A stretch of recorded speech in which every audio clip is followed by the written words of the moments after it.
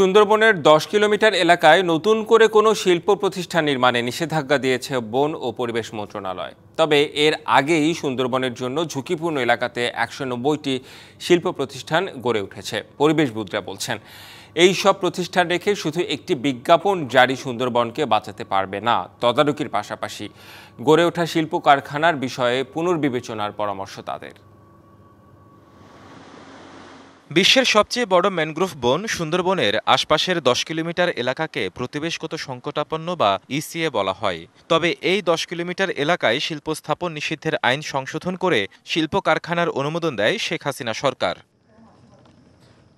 ২০১৭ সালের ৬ই আগস্ট জাতীয় পরিবেশ কমিটির সভায় ইসিএ এলাকার সীমানা নিয়ে প্রশ্ন তোলেন ওই কমিটির সভাপতি শেখ হাসিনা। ওই সভার পর অবৈধভাবে গড়ে ওঠা শিল্প প্রতিষ্ঠানকে ছাড়পত্র দেওয়ার পাশাপাশি নতুন করে এলপিজি প্ল্যান্ট, সিমেন্ট কারখানার অনুমোদন দেয় পরিবেশ অধিদপ্তর।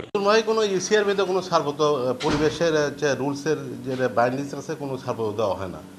আর যেগুলো হচ্ছে নবায়ন ক্ষেত্রে সেগুলো হচ্ছে স্ট্রিক্টলি মনিটরিং করা হচ্ছে। জানেন যে ইপিজেডের মধ্যে ছাড়পত্র দেওয়াতে কোনো বাধা নেই এবং মংলা শিল্প এলাকাতে নতুন করে কোনো ছাড়পত্র হচ্ছে না। পুরাতন যেগুলি আছে সেগুলিকে শুধুমাত্র নবায়ন করা যাচ্ছে।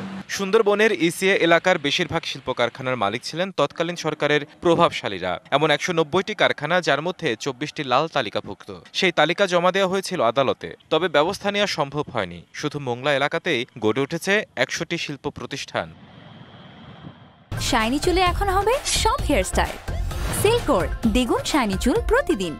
পরিবেশবিদরা বলছেন, যেসব শিল্প প্রতিষ্ঠান অনুমোদন পেয়েছে কিন্তু কারখানা স্থাপনের কাজ শুরু হয়নি, সেগুলোর অনুমোদন বাতিল করতে পারে অন্তর্বর্তী সরকার। যেগুলো সম্ভব, যেগুলো অতিমাত্রায় দূষণ করছে, সেগুলো পরীক্ষা করে অতি দ্রুত বন্ধ করে দেওয়া উচিত।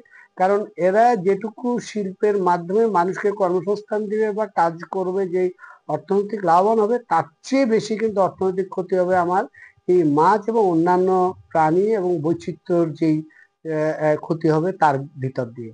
সুনির্দিষ্ট যে আইন রয়েছে সেই আইনটাকেই যদি মানা হয়, বাস্তবায়ন করা হয়, তাহলে এই প্রকল্পগুলো, এই অবকাঠামোগুলো থাকার কোনো সুযোগ নাই। এগুলোকে দ্রুত সময়ের মধ্যে অপসারণ করা প্রয়োজন। পানি দূষণ বলেন, বায়ু দূষণ বলেন, এগুলো থেকে সুন্দরবনকে রক্ষার ব্যাপারে পরিবেশ অধিদপ্তর কাজ করবে বলে বন বিভাগ আশা করে। পরিবেশ আইনের যথাযথ প্রয়োগের মাধ্যমে সুন্দরবন হবে সুরক্ষিত, এমন প্রত্যাশা পরিবেশবিদদের। TBC news desk.